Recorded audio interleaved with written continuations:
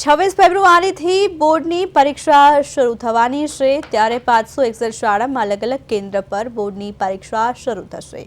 સુરતમાં સૌપ્રથમ વખત બોર્ડની પરીક્ષાને લઈને પરીક્ષા સેન્ટરોની આસપાસ ટ્રાફિક મેનેજમેન્ટ કરવામાં આવ્યું છે।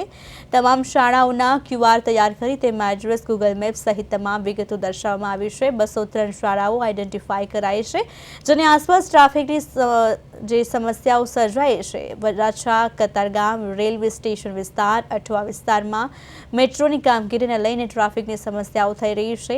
વાલીઓ તેમજ વિદ્યાર્થીઓને પરીક્ષા દરમિયાન ઘરેથી વહેલા નીકળવાની અપીલ કરવામાં આવી છે અને આ બાબતે જરૂરી વ્યવસ્થા કરવા માટે જે તે આચાર્યને સૂચના અપાઈ છે। સુરતમાં મેટ્રો, રેલવે સ્ટેશનના નવીનીકરણ અને ડ્રેનેજની કામગીરીને લઈને ટ્રાફિક મેનેજમેન્ટ કરવામાં આવ્યું છે। આ બાબતે શિક્ષણ અધિકારી દ્વારા સુરત પોલીસ કમિશનર, જિલ્લા પોલીસ વડા, સુરત મનપા કમિશનર સાથે બેઠક પણ યોજાઈ। આ ટ્રાફિકવાળા સેન્ટરની આસપાસ સુરત શહેર પોલીસ પણ વિદ્યાર્થીઓને સમયસર સેન્ટર સુધી પહોંચાડવા માટે મદદરૂપ થશે।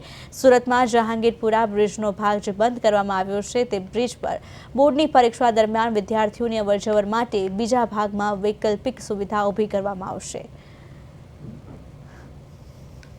સુરતની અંદર 561 શાળાની અંદર પરીક્ષા લેવાના છે, ત્યારે આ 561 શાળાની અંદર પહોંચવા માટે વિદ્યાર્થીઓને તકલીફ ન પડે તે માટે 203 જેટલા સેન્ટરો આઈડેન્ટિફાઈ કરવામાં આવે છે, જગ્યાઓ આઈડેન્ટિફાઈ કરવામાં આવી છે, તે પોલીસ ડિપાર્ટમેન્ટને આપવામાં આવી છે, જેથી કરીને પોલીસ ડિપાર્ટમેન્ટ ટ્રાફિક શાખા જે છે તે બાબતની અવગત થઈ શકે। આ ઉપરાંત વિદ્યાર્થીઓ સુધી પણ આ મેસેજ પહોંચે તે માટે તમામ આચાર્યોને સૂચના આપવામાં આવી છે કે વિદ્યાર્થીઓ ઘરેથી નીકળી અને શાળા પર જે પરીક્ષાનું સેન્ટર છે ત્યાં પહોંચવામાં આવા ઇફેક્ટેડ એટલે કેમ કહી શકે ટ્રાફિક થતા સેન્ટરો છે અથવા તો ટ્રાફિક વાળો વિસ્તાર જે છે ત્યાંથી પસાર થવાનું હોય તો તે બાબતે ઘરેથી વહેલા નીકળવું જોઈએ કે જેથી કરીને સમયસર તે પરીક્ષાના સેન્ટર સુધી પહોંચી શકે।